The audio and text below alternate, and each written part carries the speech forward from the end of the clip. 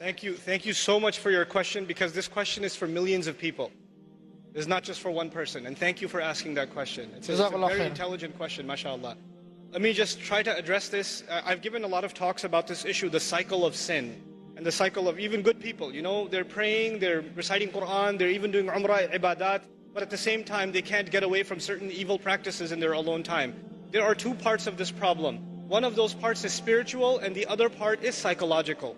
And we have to address both of those parts. Let me start with the psychological, only because most of the time when we have these discussions, we don't address the psychological side, we only address the spiritual side. So I'll try to address the psychological side of this a little bit. You have to understand that in psychology, there are triggers. In other words, there are certain situations that make your mind, release certain chemicals in your brain, and they make you want to do some things in certain settings. They are triggers. So for example, for a young man, I'll give a crude example. A young man is watching an action movie, and he's watching the movie and he sees a beautiful woman. And as soon as he sees that one scene, his mind gets triggered. And he pauses the movie and watches something far worse. And he gets into the habit of doing that. It wasn't the movie itself, it was just that one thing that triggered it. Or for some people, when they go back into their apartment or in their room, when they're alone by themselves, bad things happen. When they're by themselves. And when they're at the masjid, obviously it doesn't happen. When they're with their friends, it doesn't happen. When they're on their own, it happens. So the first bit of advice for everyone here and myself is you have to identify, when does the sin happen? When I'm by myself. Where am I when it happens? What times does it happen?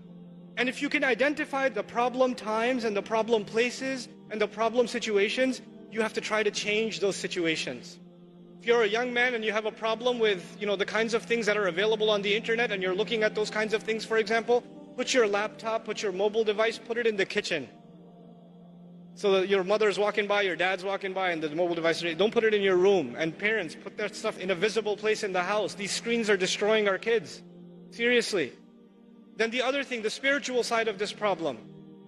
It is normal for a human being to make tawbah to Allah and then go back and do the sin again, because we are khatta'un. The Rasul of Allah ﷺ described us not as khati'un, but khatta'un. Kullu bani Adam khatta'un. And khatta' is a sighatul mubalagha. It's called the hyperbolized state. What that means in simple English is the one who repeats mistakes over and over and over again. Like a khabbaz makes bread over and over again.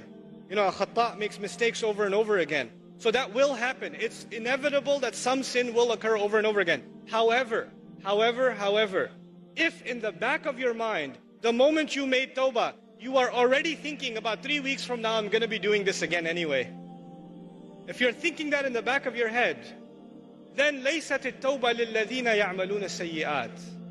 Tawbah is not for people who continually do evil deeds. They've already accepted it. Allah says, وَلَمْ يُصِرُّوا عَلَى مَا فَعَلُوا. They don't insist on what they did. In other words, you have to make a serious, verbalized, conscious commitment. This has to stop.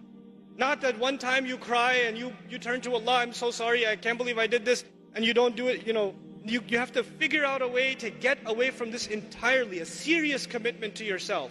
And if you can't do it on your own, seek the help of friends. Seek the help of people you trust. I know it's embarrassing sometimes, but we all need counsel and help sometimes. And when you realize that it's been going on for years and you haven't been able to get out of it, it is time to seek someone else's help. Which is why in the ummah today, psychological and spiritual counseling is so important. So many young people are in need of counseling, and families are in need of counseling. That is